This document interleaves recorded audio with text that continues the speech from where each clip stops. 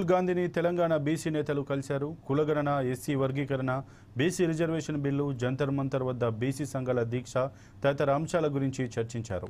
BC రిజర్వేషన్లు అమలు చేసేలా చర్యలు తీసుకోవాలని కోరారు. అటు బీసీలకు రాజకీయ విద్య, ఉద్యోగాల్లో 42% రిజర్వేషన్లు పెంచుతూ తెలంగాణ శాసనసభలో చట్టం చేయడంపై సోనియా గాంధీకి ధన్యవాదాలు తెలిపారు. పార్లమెంట్ హాల్లో జరిగిన ఈ సమావేశానికి టీపీసీసీ అధ్యక్షుడు మహేష్ కుమార్ గౌడ్, మంత్రి పొన్నం ప్రభాకర్, కొండా సురేఖ, అనిల్ యాదవ్, ఇతర బీసీ ఎమ్మెల్యేలు హాజరయ్యారు. తెలంగాణలో బీసీ రిజర్వేషన్లను 42% పెంచుతూ రాష్ట్ర అసెంబ్లీ ఆమోదించిన బిల్లును పార్లమెంటులోనూ ఆమోదించి అమలు చేయాలని ఢిల్లీలోని జంతర్ మంతర్ వేదికగా బీసీ సంఘాలు ధర్నా నిర్వహించాయి.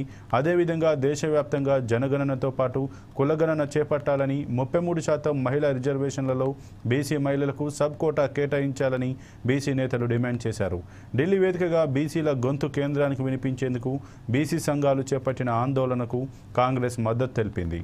ఇక ఢిల్లీలో బీసీల పోరు గర్జనకు ముఖ్యమంత్రి సీఎం రేవంత్ రెడ్డి సహా మంత్రులు హాజరయ్యారు.